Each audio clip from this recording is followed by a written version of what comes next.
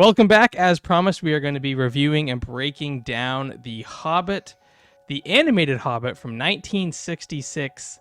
Something that I don't even think people are aware of. You can find it for free on YouTube. We'll put the link down in the description. By the blood of our people, on your lands kept safe. I see in your eyes the same fear that will take the heart of me. So do all who live to see such times. By all that you hold dear, this good earth. There's some good in this earth, and it's worth fighting. Wow. Okay.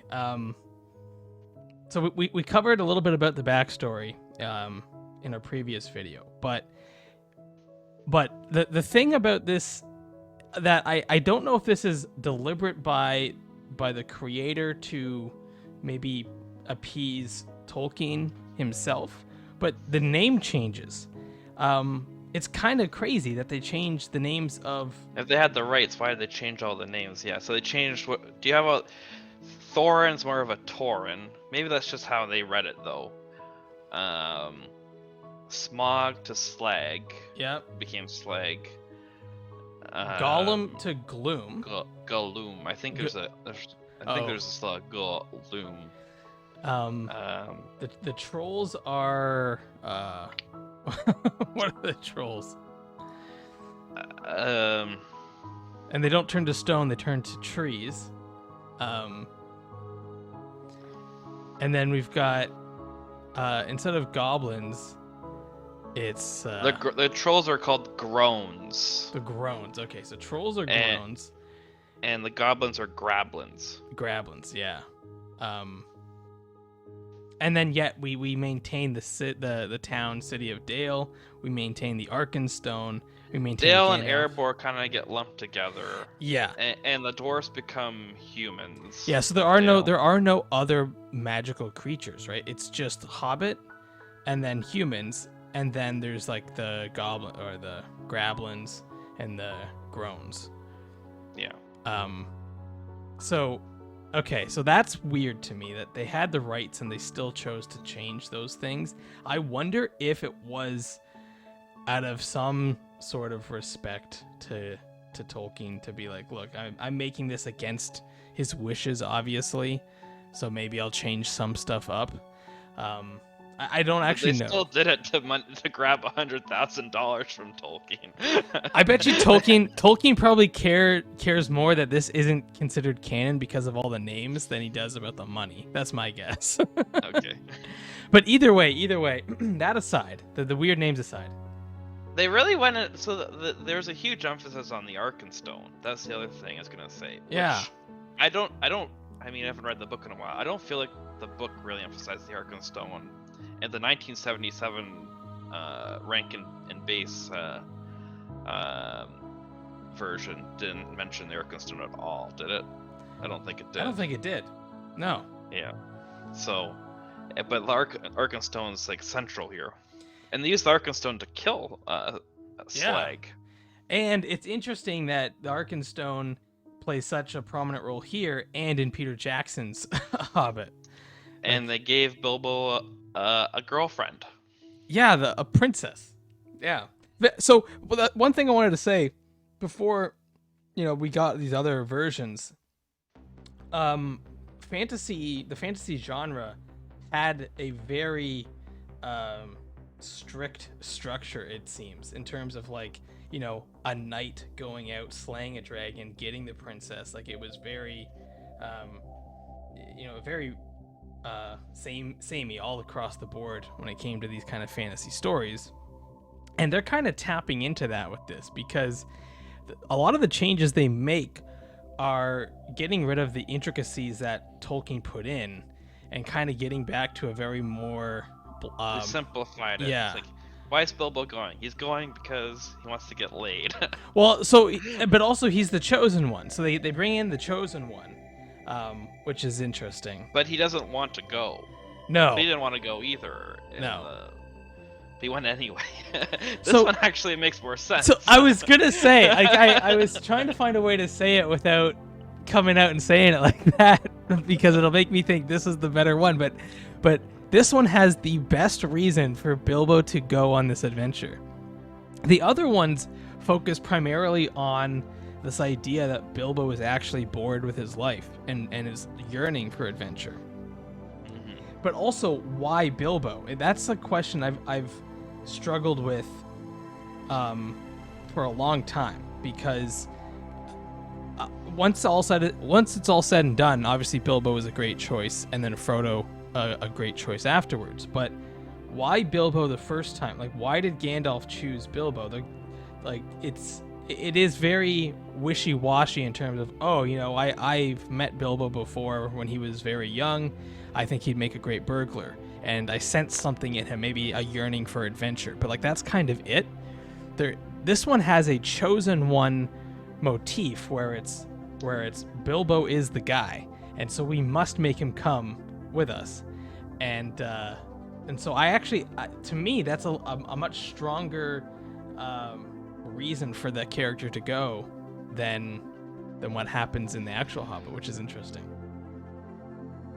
They gave Gandalf a tower, so he's like Saruman. Yeah, so so with Gandalf, they combine just a bunch of ideas and themes. So I think they get his character mostly right. Well, I liked it. It reminded me of you can't let her go alone. And Gandalf's like, I agree. It's exactly like when Frodo said, Yep. Well, it cannot stay in the Shire. No, it can't. and also when Sam is caught listening, and he's like, please don't turn me into anything unnatural, and then Gandalf goes, no, I've got a better use for you. You'll go with Frodo. Yeah. So yeah, I and also just the way Gandalf in the Hobbit, at least in the books, communicates. There is a lot more. It's not as personable. I don't find Gandalf to be a very personable character in the books, and that's one thing I think Jackson did right in changing is making Gandalf more likable as this elderly, grandfatherly figure versus just a cold wizard. Here we get back to a bit more of the cold wizard, where he just they break into the house. He's like, you're going on this adventure. You're the chosen one. Like there's no sympathy from him. Whereas we see a scene where Frodo is talking about how he wishes he wasn't a ring bearer, and Gandalf sympathizes with him and explains he tries to make him feel better. You know what I mean? He doesn't just brush him off. He actually listens to Frodo's concerns and tries to give Frodo a reason for why him, and it's because you were meant to have the ring. He's trying to help Frodo through this issue that he's dealing with. And so I like that aspect of Gandalf. I don't think it comes through very much in the books, and so that's one thing that I think this gets into the book version of Gandalf a little bit more. The other weird thing is, so we've talked a lot about adaptations because obviously I've had my journey through Jackson's Hobbits version and how I've come to appreciate them in their own way. We're now watching these animated versions. We've got this new Rings of Power. And I'm always interested to see what creators put in their version. You know what I mean? So, if you were to say you have 10 minutes to tell The Hobbit, what do you cut? And I'm amazed at how much they actually fit into this 10-minute version. Yeah. I don't think I would have included almost anything. It literally would have just been the little intro preamble, and then getting Bilbo to come with us, and then they almost didn't need the ring part at all. They could have made it even shorter. That's what I mean. The ring had no purpose in this at all, but it was almost like they knew that was part of it, so they put it in. They knew the ring was an important piece of the puzzle of the world of Lord of the Rings, so they put it in. But then they cut, for example, elves and dwarves and that, and so it's interesting. They wanted to put the ring in just in case they decided to make a sequel. In case they didn't sell it back, they're gonna make. That's what they did. They threatened So they'll make a sequel of they'll make a sequel, The Lord of the Rings, like this. They threatened to make a 7-minute Lord of the Rings trilogy like this. Tolkien was like, no, take my money. Give me my rights back.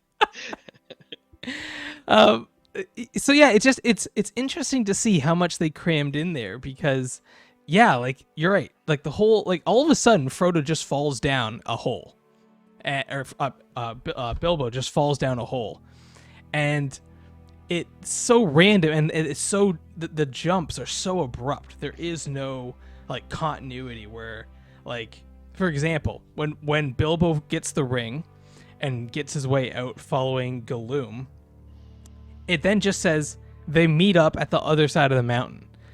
There's no like I have to find my party again, like I'm on my own. Like it's just they meet up and they go into the forest. Again, why include the forest if you're not going to include the elves or even have anything in it? You know what I mean? Like the forest is the most puzzling one to me because it literally does nothing. It's on screen for like 5 seconds. They say they enter this forest and then we're at the dragon. Like we literally don't even do anything in the forest. So it's so confusing as to why it's even mentioned. Maybe it just creates a perception of the journey being long. Like it creates a perception of that some time has passed or something. Yeah, I think you're right because like at the beginning they were trying to explain to Bilbo how like looming this journey would be because they've got this map. There's like these rings of rocky mountains and forests surrounding this lonely mountain, and so they're clearly trying to set it up as like it's this epic journey.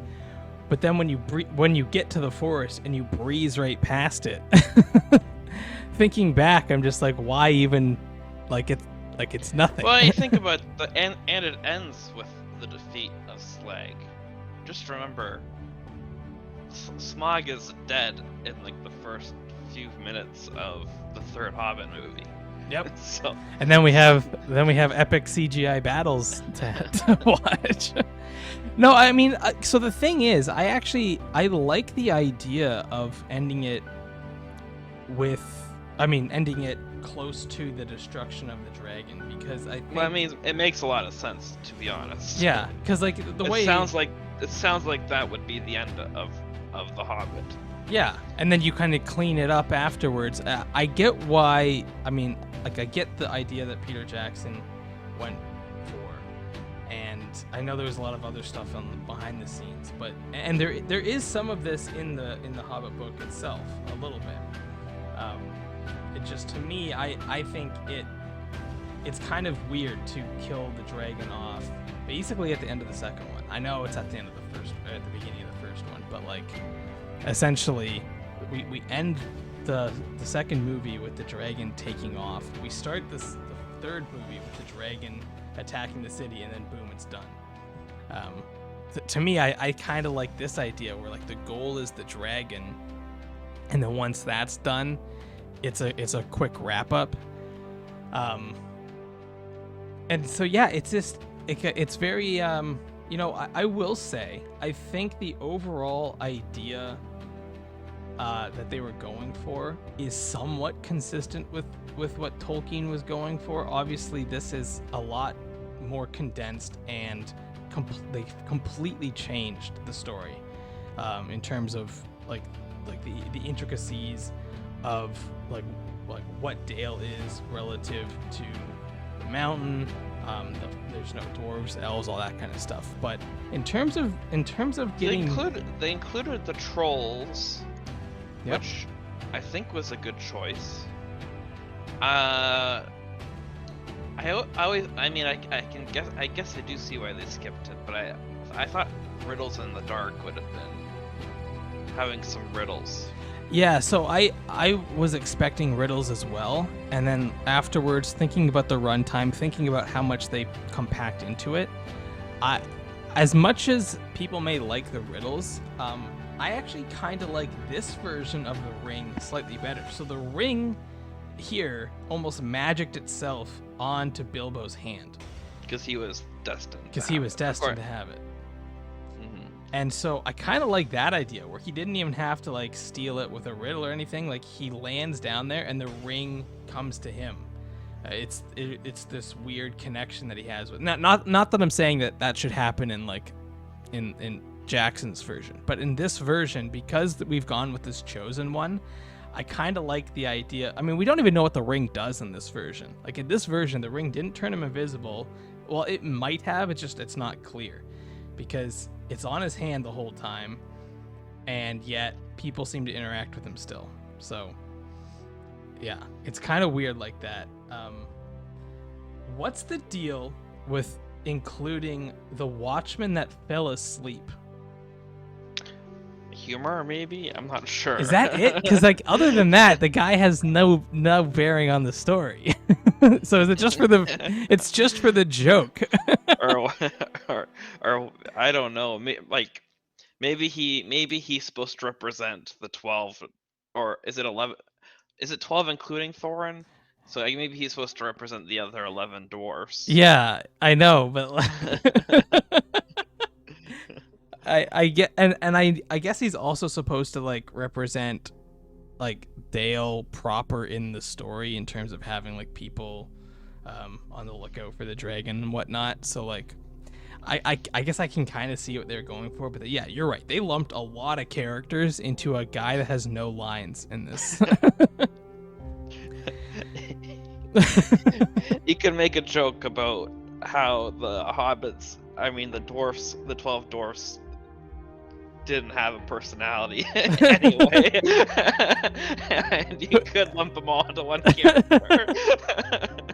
That's true. What do you prefer? Peter Jackson's dwarves that I don't even know the names of, or this random watchman? They have the same impact on the story to me. It's yes and no. I mean, most of them don't. I would say Feely and Keely and Balin and Thorin all had personality. Yes. But the rest, nah, not really. But yeah, like I some of them, like I sometimes forget like which one can't hear very well. What like yeah, you know what I mean? Like which one? Like I know there's like a fat one, Bomber. Yeah. But then there's a few other ones that are kind of large. There's the one with the axe in his head. Oh and yeah. Then it comes out. Then you can talk again. that was a Jackson edition. That was.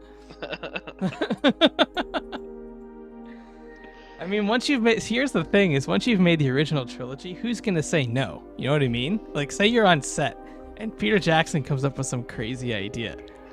You know he's already made the original trilogy. Who are you to say no? That's no good.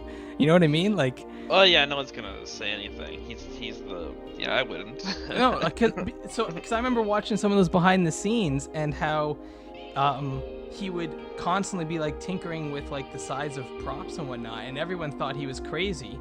And then you look at the final product on screen and it's amazing. So like at some point I'm just gonna be like, look, he knows what he's doing. Let him do this crazy. Let him throw a GoPro in a river. I don't care. It's gonna be great. And I don't like it, but I wouldn't have stopped him.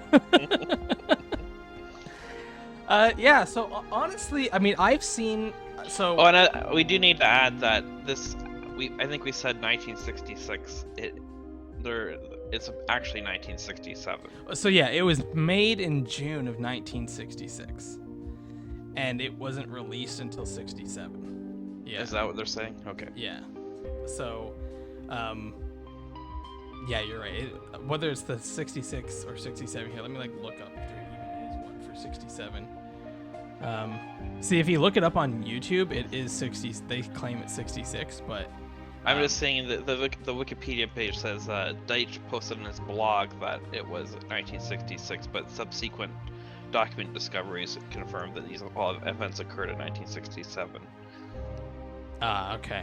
Yeah. So when they found it, they all thought it was 66, but I think afterwards they realized this happened in 67. I see. Gotcha. We hadn't been to the moon yet. No. That's crazy to think about. So, all in all, I know there's a lot of people not a lot actually. There's a few YouTubers that have talked about this film, and they seem to obviously not like it.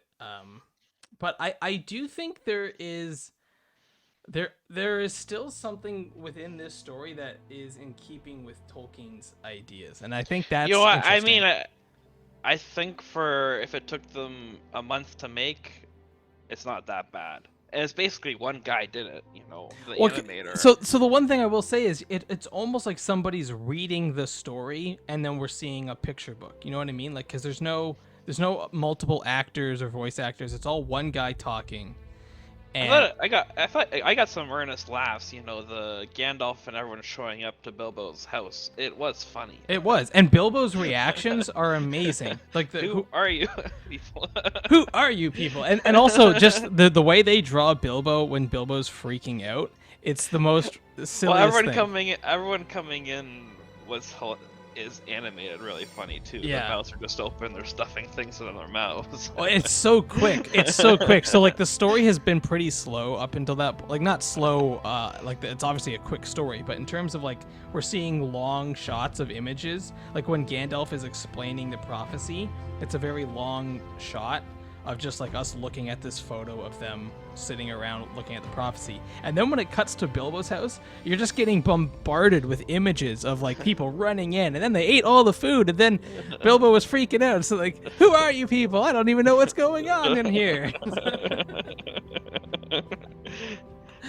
I think there is still something in keeping with some of Tolkien's ideas, and I think that's interesting despite all the changes, and also how they were able to keep so much of it in.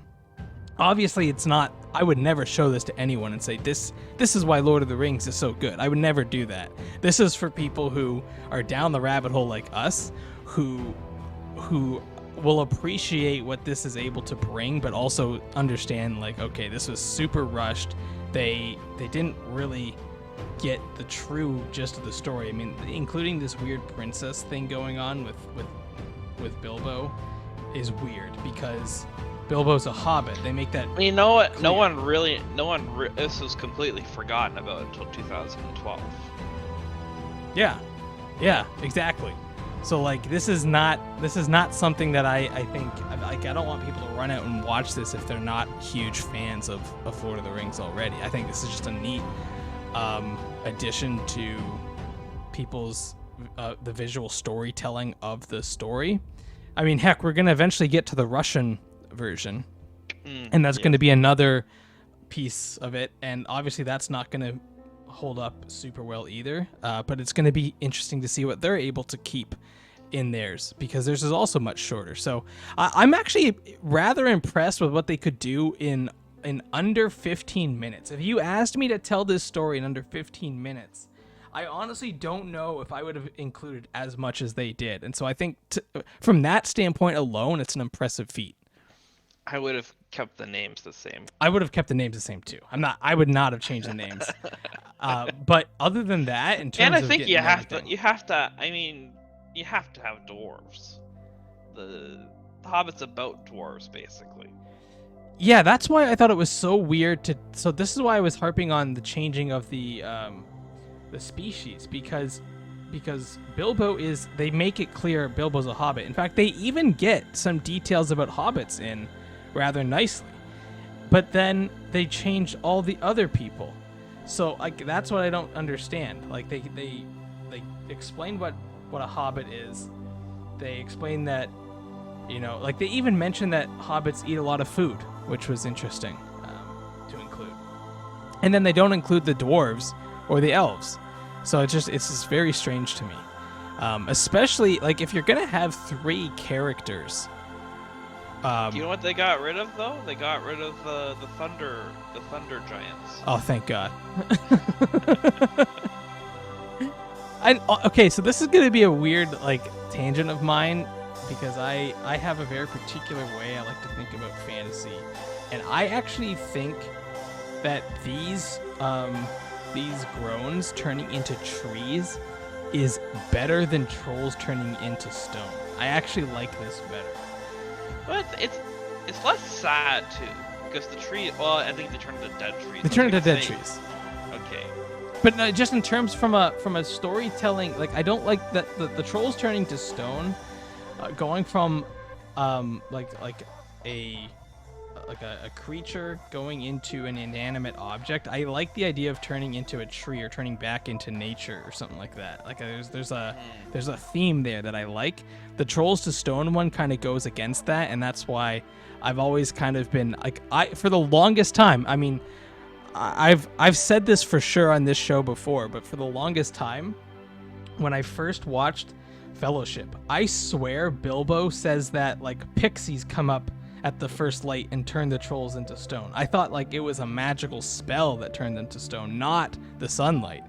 And that's because I just couldn't wrap my head around the fact that anything would turn to stone naturally by sunlight. It took me like 5, maybe 10 years to figure that out. Well, just because the way he tells the story, it just made sense to me that these things that were creeping up at the first light turned the trolls to stone. And that made sense. That made more sense to me than the trolls turning to stone. So I just, for whatever reason in my head, it got stuck in my head. So this turning into trees, that would have stuck with me. I would have accepted that right away and gone with it. So I do like that change, to be honest. But I still think there's a lot of weird stuff here. Like, why include the princess? Like, it just doesn't make sense. So like I think I read somewhere. I wish I had a source, but this is not my idea.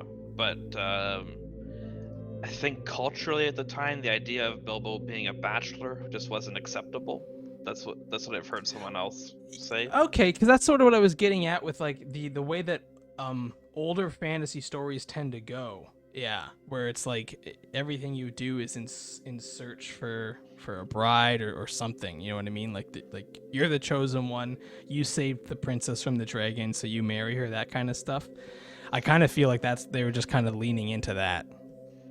Yeah. Yeah.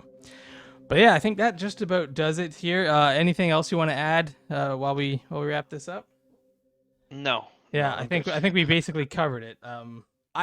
So if you guys are a fan of Lord of the Rings, at least through the visual medium, which we are, I would say check this out. It is fun. We had some genuine laughs, and it is not a complete waste of time. It's no time out of your life. Yeah, no, it's 10 minutes that you won't get back, but you don't necessarily want them back.